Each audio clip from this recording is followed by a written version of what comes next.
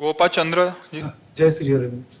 महाराज जी, भगवतानंद अनुभूति, लीला में प्रवेश अनुभूति, समाधि की अनुभूति, ब्रह्मानंद की अनुभूति क्या है और इसे क्या शब्दों में यह अलग अलग मार्गों से है। आप जो उच्चारण किए, अष्टांग योग से समाधि का अनुभव होता है और वेदांत से आत्मस्वरूप ब्रह्मबोध अनुभव होता है, और श्री कृष्ण चरणानुरागियों के संग से, शरणागति से वैष्णव जनों को भगवान की लीला रस का रसास्वादन होता है, भगवान की नित्य लीला में प्रवेश होता है। ये आपने अलग अलग अष्टांग योग और सांख्य योग और भक्ति योग, ये तीनों के अलग अलग परिणामों को आपने वर्णन किया।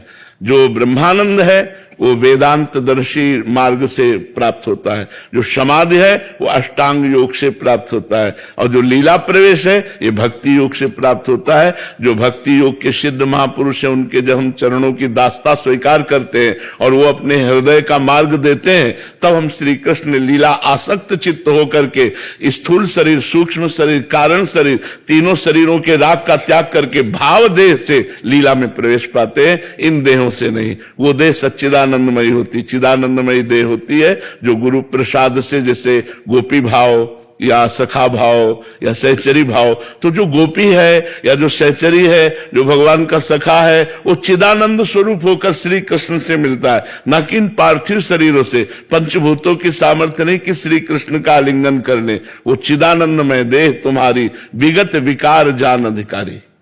महाराज जी, अगर क्या ब्रह्म ज्ञान ना हो तो वो, अगर वो व्यक्ति स्वयं को अहम ब्रह्मास्मि बोलना चाहे तो अहम ब्रह्मास्मि का ये गलत है? प्रधानमंत्री कहने से तुम्हें कोई प्रधानमंत्री मान लेगा क्या? पावर भी तो होना चाहिए ना, समझ रहे हो कि लिए तो भाई, इसीलिए सदगुरु की महिमा है कि पावरफुल सदगुरुदेव का आश्रय ले और उनसे अनुसंधान करे। देखो, एक बात तुम्हें बता दें, विश्व के जितने ब्रह्म ऋषि हैं, ये सब मिलकर के भी चाहे तो श्री कृष्ण जो करना चाहते हैं उसके विपरीत नहीं हो सकता। श्री कृष्ण है। हम ब्रह्मास्मि कह के तरंग समुद्र में लीन हो जाती है, वो मान सकते हैं हम, लेकिन कोई श्री कृष्ण नहीं बन सकता। श्री कृष्ण अद्वितीय है, पर ब्रह्म है, अद्वितीय है, उनकी समानता कोई नहीं कर सकता। हां, अभेद भाव की एक भक्ति है, वेदांत दर्शन उसके द्वारा, पर श्री कृष्ण, अगर कोई ब्रह्म ऋषि अपने मुख में अग्नि को रख सके तो बताओ। मुंजाटवी में आग लगी, भगवान श्री कृष्ण बाल गोविंद ने पूरी आग को अपने मुंह में रख लिया, अपने सखाओं से कहा आंख मूंद लो, पूरी आग को पी गए। कालिया का जहर भया दह कूद करके उसका मर्दन करके रमणक द्वीप भेजा। कुछ 7 दिन 7 रात 7 वर्ष के गोपाल जी ने ऐसे गिरिराज धारण किया। कोई भगवान के जैसा नहीं हो सकता। भगवत भाव करके हम भगवान में लीन हो सकते, जैसे तरंग समुद्र में लीन हो गई। लेकिन समुद्र से ऐसी करोड़ों तरंगें निकलती हैं, लेकिन तरंग से समुद्र नहीं निकल सकता। श्री कृष्ण के प्रताप से करोड़ों महापुरुष हो सकते हैं, लेकिन श्री कृष्ण है, वो अद्वितीय है, उनके जैसा कोई है नहीं। प्रकृति का परिवर्तन कर सकते हो, हमारे श्री कृष्ण ने जो विधान प्रकृति का रच दिया उसी के अंतर्गत आपको सहना पड़ेगा। हाँ, ये भाव है, इस भाव के द्वारा अभेद श्री कृष्णात्मक, अभेद एकत्व में श्री कृष्ण में लीन हो गए, क्योंकि वही परब्रह्म की स्थापना है। वो बात गुरुजनों से सीखे जाके, जो जिस मार्ग का अनुयायी है उस मार्ग में चले। भगवान ने सांख्य योग, अष्टांग योग, कर्म योग, भक्ति योग, इनकी स्थापना इसीलिए की है कि अलग अलग भाव वाले लोग अलग अलग भाव से उपासना करके उन्हीं भगवान श्री कृष्ण को प्राप्त होते हैं। ज्ञानी लोग जिन्हें ब्रह्म कहते हैं, योगी जिन्हें परमात्मा कहते हैं, भक्त जिन्हें भगवान कहते हैं, प्रेमी जिन्हें अपना लाडला कहते हैं, वो वही है, दूसरा कोई नहीं। तत्व एक है, एको ब्रह्म द्वितीयो नास्ति, वही है। पर ऐसे हम शुरू कर दें कि हम ब्रह्मास्मि, तो ऐसे नहीं। गुरु की चरण, शास्त्रीय आदेश है, महापुरुषों के शरण में जाए, उनसे ज्ञान योग का मार्ग सीखे और फिर उसके अनुसार चले, और भगवान कृपा करें तो वो सिद्धि को प्राप्त हो। जो निर्विघ्न मार्ग निर्वाह कर ले जाए वो कैवल्य परम पद प्राप्त कर लेता है। श्री कृष्ण की सेवा मात्र में इतना सुख है कि दीयमानम न ग्रहणंति विना मत सेवनम जना।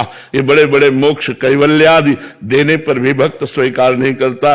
भगवान की चरण दासता में वो सुख है। तो हमें लगता है कलयुग है, अहम ब्रह्मास्मि तो सिद्ध होना बड़ा कठिन है।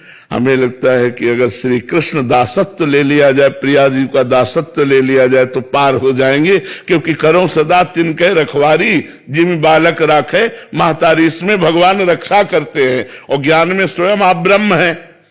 तो जो ज्ञानिन कर चित अपरई बरियाई विमोह बस करे। माया इतनी विचित्र है, इतनी प्रचंड है कि शिव विरंची का मोह है को है बपुराण। तो हमें लगता है बच्चा कृष्ण कृष्ण कहो, राधा राधा कहो, प्रभु की दास्ता में रहो, प्रभु की कथा सुनो, प्रभु का चिंतन करो, प्रभु के भक्तों की शरण में रहो, तो हमें लगता है पार हो जाओगे माया से।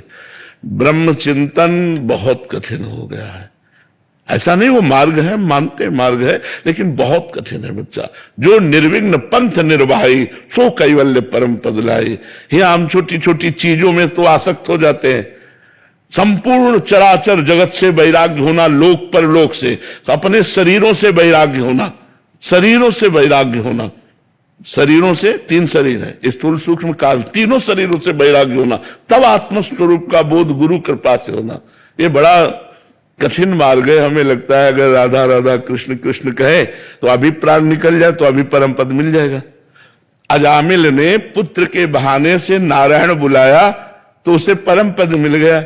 जीवन भर गलत आचरणों में रहा, लेकिन अंतिम समय नारायण भगवान का मंगलमय नाम निकल गया। तो हमें लगता है कि कलयुग में नाम महाराज की जय है, इसलिए नाम को पकड़ लो तो मंगल हो जाएगा। हरे नामयु हरे नामयु हरे नामयु केवलम कलौ नास्ते नास्ते नास्ते गति अन्यथा। तो चाहे राधा बोलो, शिव बोलो, राम बोलो, हमारी दृष्टि में सब एक ही है, वही हरि है। उन्हीं के विविध नाम है। जो नाम प्रिय लगे खूब जपो, मंगल हो जाएगा।